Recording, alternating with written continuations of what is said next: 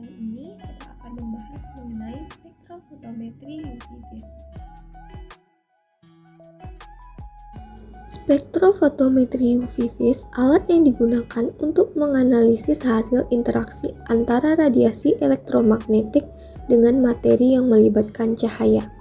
Pengukuran panjang gelombang dan intensitas sinar ultraviolet dan cahaya tampak yang diabsorpsi oleh sampel. Spektroskopi UV vis biasanya digunakan untuk molekul dan ion anorganik atau kompleks di dalam larutan.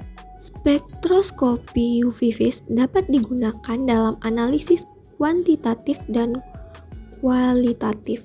Untuk analisis kuantitatif, aplikasinya sangat terbatas. Hal ini dikarenakan pita serapan cenderung lebar dan informasinya kurang detail. Walaupun demikian, spektra ini seringkali digunakan untuk memberikan informasi mengenai ada tidaknya gugus fungsional pada suatu senyawa organik.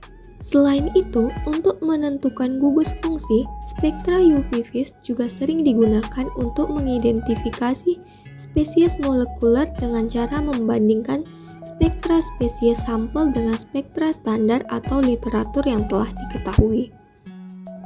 Prinsip kerja dari spektroskopi UV vis adalah ketika ada sumber sinar berupa cahaya UV vis diteruskan melalui suatu media yang merupakan suatu sampel, maka sebagian cahaya tersebut ada yang diserap, dipantulkan, dan ada yang diteruskan. Prinsip kerja spektrofotometri UV vis mengacu pada hukum Lambert-Beer. Apabila cahaya monokromatik melalui suatu media, maka sebagian cahaya tersebut akan diserap, sebagian dipantulkan, dan sebagian lagi akan dipancarkan. Di sini dapat dilihat instrumentasi dari spektrofotometer UV vis. Cahaya yang berasal dari lampu deuterium maupun wolfram yang bersifat polikromatis diteruskan melalui lensa menuju ke monokromator pada spektrofotometer dan filter cahaya pada fotometer. Monokromator kemudian akan mengubah cahaya polikromatis menjadi cahaya monokromatis atau tunggal. Berkas-berkas cahaya dengan panjang tertentu kemudian akan dilewatkan pada sampel yang mengandung suatu zat dalam konsentrasi tertentu. Oleh karena itu, terdapat cahaya yang diserap dan ada pula yang dilewatkan. Cahaya yang dilewatkan ini kemudian diterima oleh detektor. Detektor kemudian akan menghitung cahaya yang diterima dan mengetahui cahaya yang diserap oleh sampel. Cahaya yang diserap sebanding dengan konsentrasi zat yang terkandung dalam sampel, sehingga akan diketahui konsentrasi zat dalam sampel secara kuantitatif.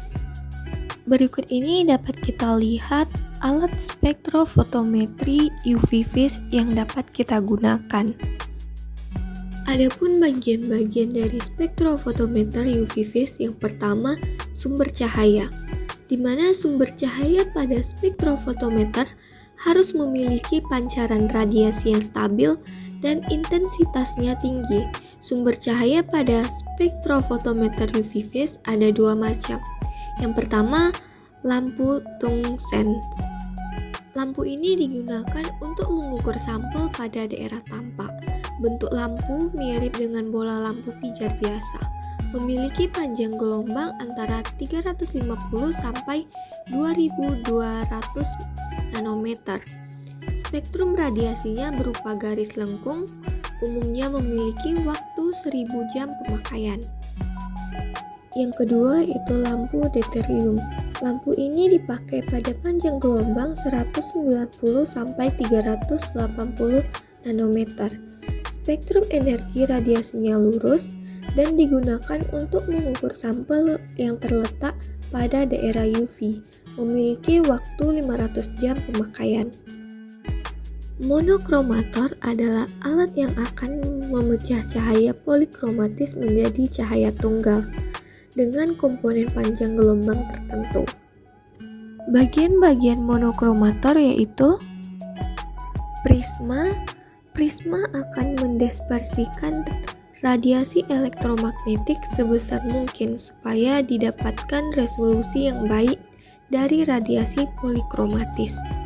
Grating atau kisi difraksi memberi keuntungan lebih bagi proses spektroskopi. Dispersi sinar akan disebarkan merata. Dengan pendispersi yang sama, hasil dispersi akan lebih baik. Selain itu, kisi difraksi dapat digunakan dalam seluruh jangkauan spektrum. Celah ini digunakan untuk mengarahkan sinar monokromatis yang diharapkan dari sumber radiasi. Apabila celah berada pada posisi yang tepat, maka radiasi akan dirotasikan melalui prisma, sehingga diperoleh panjang gelombang yang diharapkan. Filter berfungsi untuk menyerap warna komplementer, sehingga cahaya yang diteruskan merupakan cahaya yang berwarna yang sesuai dengan panjang gelombang yang dipilih. Kompartemen ini digunakan sebagai tempat diletakkannya kuvet. Kuvet merupakan wadah yang digunakan untuk menaruh sampel yang akan dianalisis. Kuvet yang baik harus memenuhi beberapa syarat. Yang pertama, permukaannya harus sejajar secara optis. Tidak berwarna sehingga semua cahaya dapat ditransmisikan. Tidak ikut bereaksi terhadap bahan-bahan kimia. Tidak rapuh.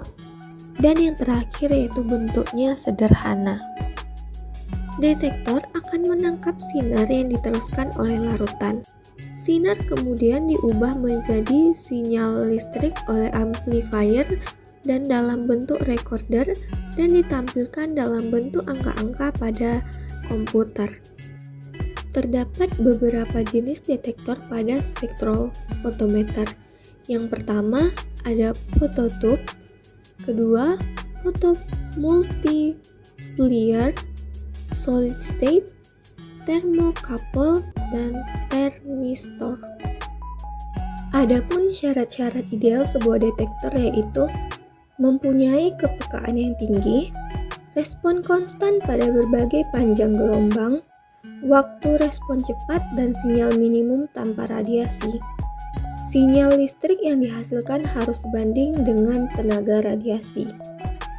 Visual display merupakan sistem baca yang memperagakan besarnya isyarat listrik, menyatakan dalam bentuk persen transmitan maupun absorbansi. Di sini dapat dilihat hasil spektrum dari kalium permanganat. Absorbansi tertinggi didapatkan dari panjang gelombang 545,50 dengan absorbansi 0,35. Dari penjelasan tadi, dapat disimpulkan bahwa cara kerja dari spektrofotometer UV phase sangat sederhana, di mana alat ini langsung dihubungkan dengan komputer agar dapat terlihat bentuk outputnya langsung. Bentuk output dari spektrofotometer UV phase ini adalah berupa grafik hubungan antara panjang gelombang dengan nilai absorbansi. Cara pengolahan data dari output spektrofotometer UV phase dapat kita rincikan dalam bentuk tabel, sehingga kita dengan mudah dapat melihat detail dari tabel tersebut.